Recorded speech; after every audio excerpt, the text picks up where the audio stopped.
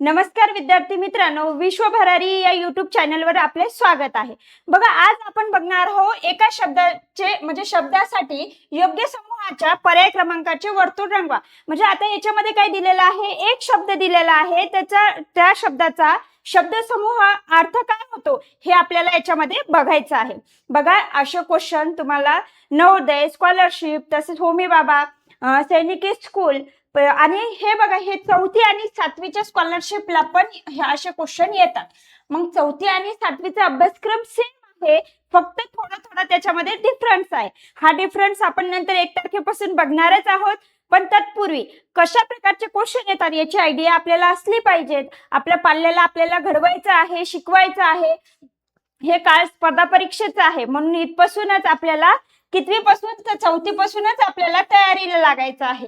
तर ही तयारी करून आपल्याला काय मिळणार आहे, आपला विद्यार्थी स्कॉलरशिपला, नवोदयला लागो अथवा न लागो, पण या पेपरला आपल्याला त्याला बसवायचं आहे। कारण की आपल्याला माहित होतं स्पर्धा परीक्षा म्हणजे काय, कसं आहे। आता आपण हे शिकतच आहोत, तुम्ही सुद्धा पेपर देत असाल स्पर्धा परीक्षेचे।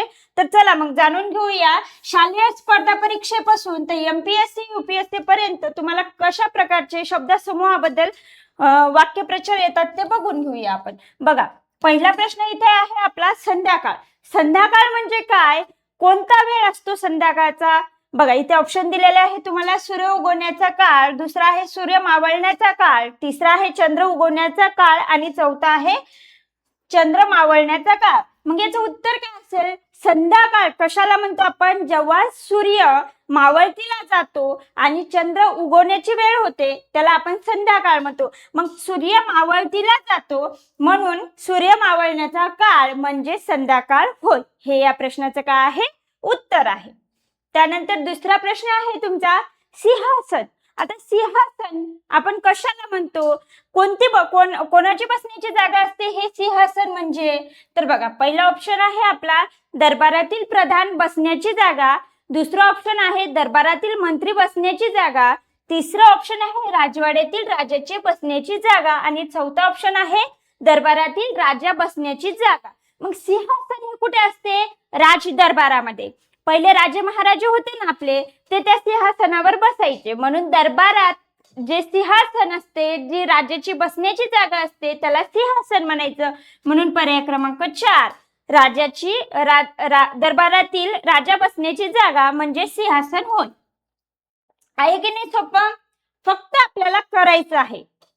तर चला मग तिसरा प्रश्न असा आहे तुमचा स्वाभिमानी। स्वाभिमानी म्हणजे काय? ज्याला स्वतःबद्दल अभिमान आहे, स्वाभिमान आहे, स्वतःबद्दल काहीतरी आतुरता वाटते, तो स्वाभिमानी। मग हा बघा, पर्याय काय दिलेला आहे? देशाबद्दल अभिमान असणारा। आता देशाबद्दल अभिमान असणारा पहिला पर्याय आहे, दुसरा आहे आपल्या कुटुंबाबद्दल अभिमान असणारा, तिसरा आहे आपल्या ज्ञानाबद्दल अभिमान असणारा आणि चौथा आहे स्वतःबद्दल अभिमान असणारा। तर स्वाभिमानी म्हणजे काय? स्व या शब्दाचा अर्थ होतो स्वतः।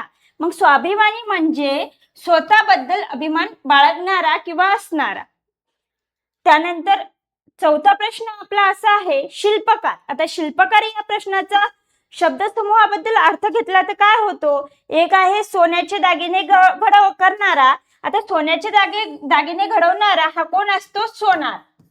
कोण असतो? सोनार। तो शिल्पकार असतो कोण? नाही। मग मातीचे चित्र तयार करणारा म्हणजे कोण? गाडगे मडके अशा वस्तू बनवणारा, मातीचे वस्तू बनवणारा म्हणजेच कोण आला? हा कुंभार।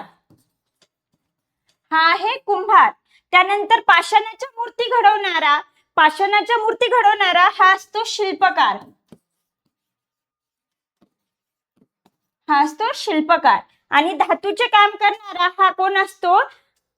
धातुकामी। मग आता या प्रश्नाचं उत्तर काय आहे? पाषाणाच्या मूर्ती घडवणारा म्हणजे शिल्पकार होय। त्यानंतर प्रश्न पुढचा आपला प्रश्न 5वा परोपकारी। परोपकारी या शब्दाचा अर्थ काय होतो? दुसऱ्यावर उपकार करणारा। मग हा आहे का आपल्या पर्यायामध्ये? हो, ऑप्शन क्रमांक 4 दुसऱ्यावर उपकार करणारा हा असतो परोपकारी। म्हणजे तो नेहमी दुसऱ्यावर उपकार करत असतो, त्याला म्हणजे दुसऱ्यावर उपकार करणे आवडत असते, म्हणून दुसऱ्यावर उपकार करणारा म्हणजे परोपकार आहे। आहे की नाही सोपं?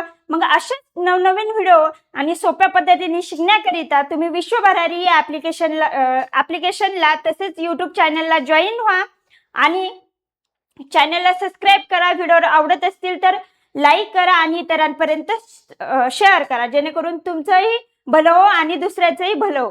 तर चला मग विश्वभरारी सोबत आपण रोज नवनवीन व्हिडिओ, नवनवीन प्रश्न जाणून घेणार आहोत की आपल्या शालेय स्पर्धा परीक्षेसाठी कसे येतात ते. आणि 1 तारखेपासून आपली नवीन बॅच चालू होणार आहे. 4थी आणि 7वी स्कॉलरशिप आणि 5वी आणि 9वी नवोदयची ही अशा आपल्या बॅच चालू होणार आहे. तत्पूर्वी ऑफर तुम्हाला लगेच कळवण्यात येईल. तत्पूर्वी तुम्ही हे व्हिडिओ जॉईन करत राहा, बघत राहा आणि चॅनलला सबस्क्राईब करत राहा. थँक्यू, धन्यवाद.